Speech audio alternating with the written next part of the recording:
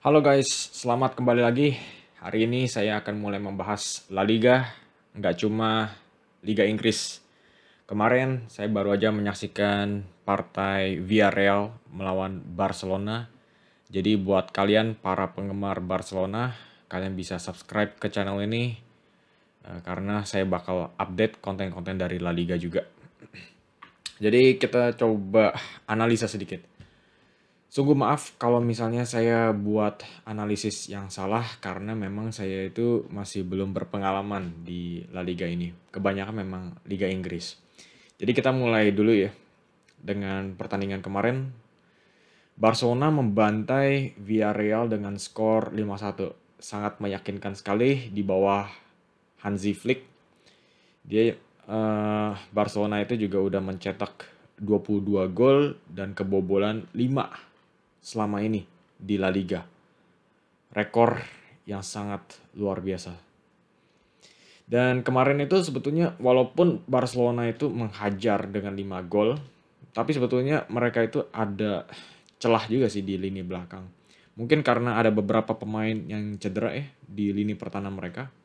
Andreas Christensen, Ronald Araujo cedera, dan Hansi Flick tetap meneruskan etos permainan Barcelona, yaitu mereka akan menguasai possession dan mereka akan menggunakan high line. Dan dengan garis tinggi seperti ini, pastinya ada chance untuk counter dari lawan. Terutama dari Nicolas Pepe yang sangat berbahaya sekali. Ex pemain Arsenal ini sangat cepat, memiliki dribble yang bagus, sungguh mengancam kemarin itu. Dan itu dari sisi pertahanan. Dari sisi menyerangnya luar biasa sekali Barcelona. Seperti yang tadi bilang, udah mencetak 22 gol dan kemarin udah menambahkan 5 gol lagi lawan Villarreal yang pastinya bukan lawan mudah. Jadi kalau dari statistiknya, Barcelona tetap yang menguasai possession 65%, 35% untuk Villarreal. Hansi Flick tetap menjalankan etosnya Barcelona, terus mendominasi pertandingan. Tapi walaupun mereka itu terus-terusan ya menciptakan peluang besar, 8 untuk Barcelona dan 5 untuk Villarreal. Expected goals-nya Barcelona juga lebih tinggi 3,97, tapi yang cukup memprihatinkan adalah 2,17 yang diterima oleh Villarreal. Ini mengartikan walaupun Barcelona itu cukup menyerang, tapi dari sisi pertahanan karena taktik highline-nya itu mereka juga bisa memberikan peluang-peluang besar bagi tim lawan. Dan kalau kita lihat dari statistik pemain, siapa aja yang mencetak gol nih? Yang mencetak gol yaitu adalah Lewandowski 2, Rafinha 2, Lamine Yamal dapat 1 assist dan juga dia sudah memenangkan 1 penalti yang gagal diselesaikan oleh Robert Lewandowski, dan Pablo Torre 1 gol dan 1 assist. Saya baru dengar Pablo Torre, tapi ternyata dia juga pemain yang lumayan bagus ya ternyata, 1 gol dan 1 assist ini. Jadi kita lihat juga nih dari serangan mereka, lini depan. Expected goals-nya, Robert Lewandowski sebagai striker dapat 2,33. Artinya memang supply bola-bola dari lini tengah itu dan pemain sayap itu masih berjalan. Dan Lewandowski pastinya cukup puas dengan kinerja teman-temannya. Dan yang menarik adalah Rafinha mendapatkan expected goals 1,31, shot on targetnya 5. Ini artinya memang Rafinha ini mendapatkan peluang-peluang bagus juga nih.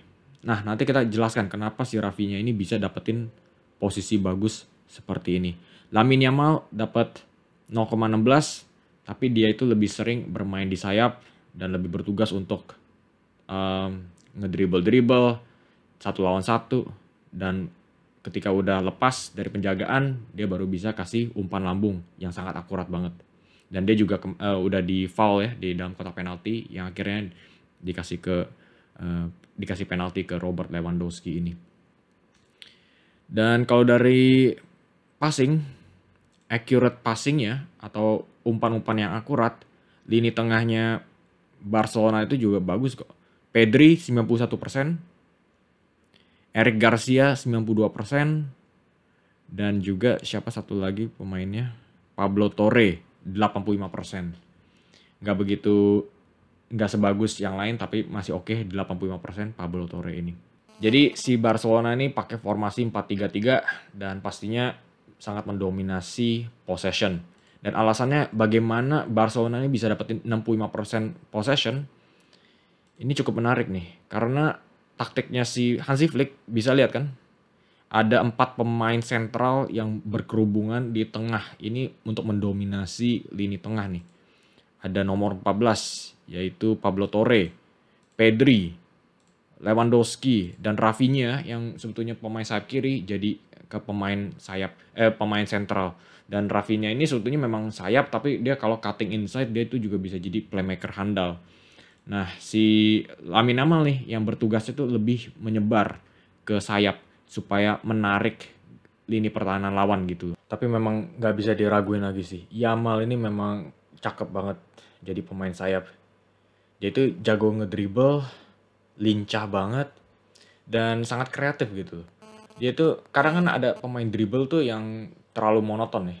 Geraknya tuh ya pertama gocek kanan, terus masuk ke kiri gitu. Tapi si Yamal ini gampang banget, kiri kanan, gocekannya tuh bener-bener susah dibaca.